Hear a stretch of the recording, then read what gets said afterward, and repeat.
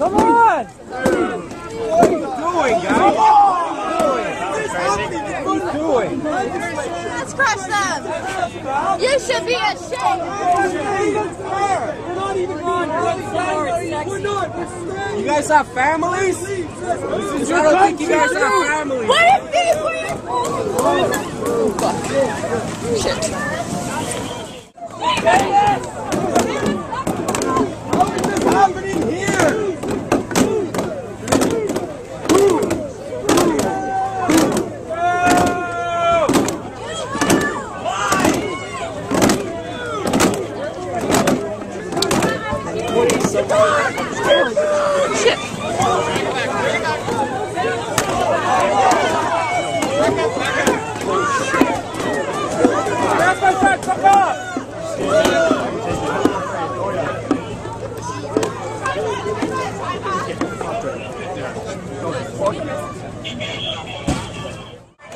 This isn't right!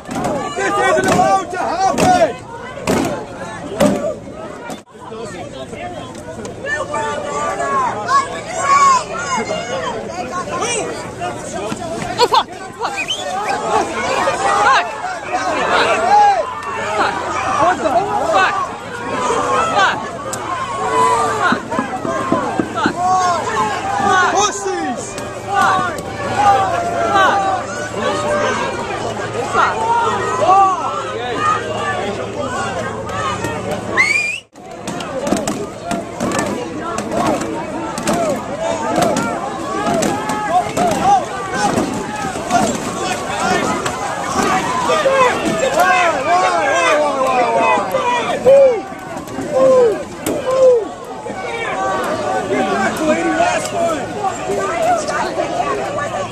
First?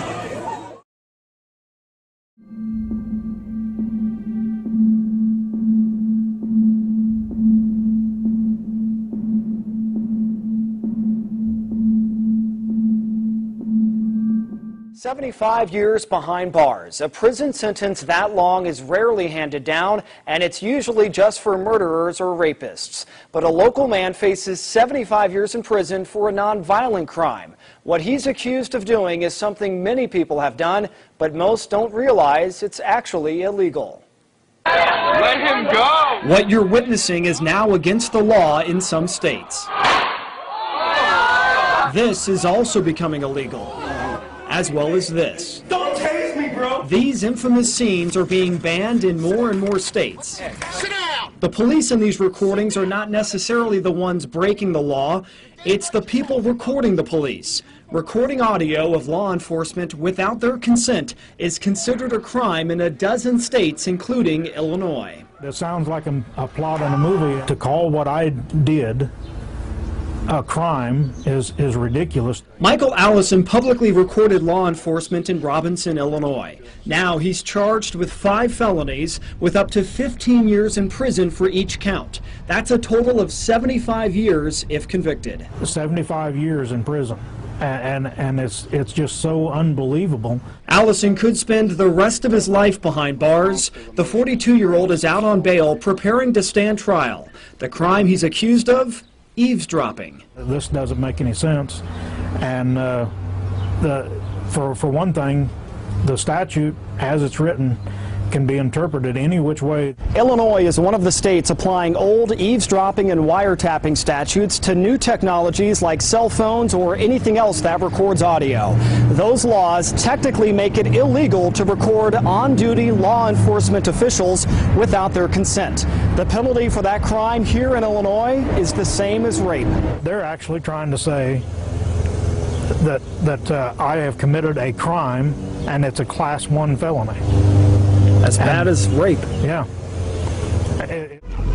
The state law allows police officers to record citizens without their consent. If you turn on a recorder to record the exact same conversation that they are recording, you're considered a felon.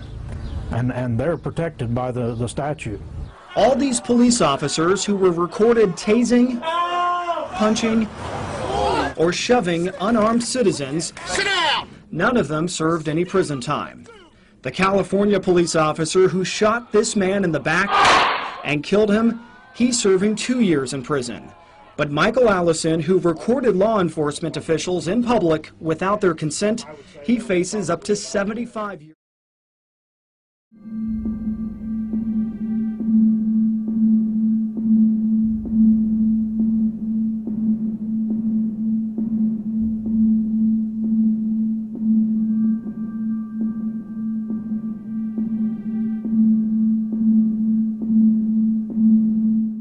Driven into the coffin of the American Republic. Yet Congress remains in total denial as our liberties are rapidly fading before our eyes. The process is propelled by unwarranted fear and ignorance as to the true meaning of liberty. It is driven by economic myths, fallacies, and irrational good intentions. The rule of law is constantly rejected, and authoritarian answers are offered as panaceas for all our problems. Runaway welfarism is used to benefit the rich at the expense of the middle class. Who would have ever thought that the current generation and Congress would stand idly by and watch such a rapid disintegration of the American Republic? Characteristic of this epic event is the casual acceptance by the people and the political leaders of the unitary presidency, which is equivalent to granting dictatorial powers to the president.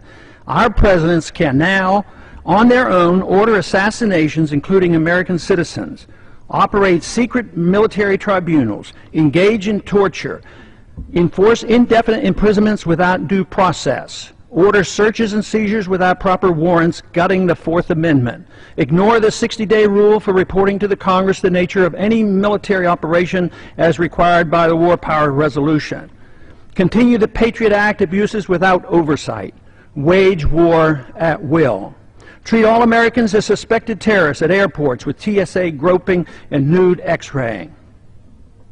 And the Federal Reserve accommodates by counterfeiting the funds needed and not paid for by taxation and borrowing, permitting runaway spending, endless debt, and special interest bailouts.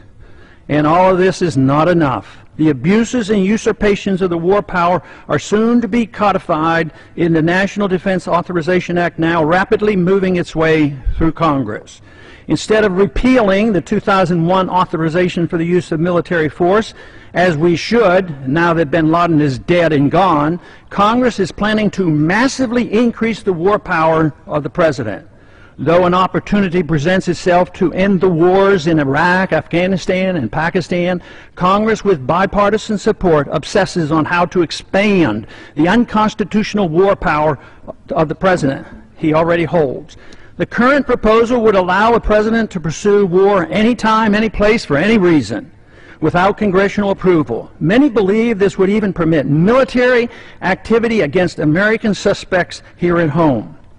The proposed authority does not reference the 9/11 attacks. It would be expanded to include the Taliban and associated forces, a dangerously vague and expansive definition of our potential enemies.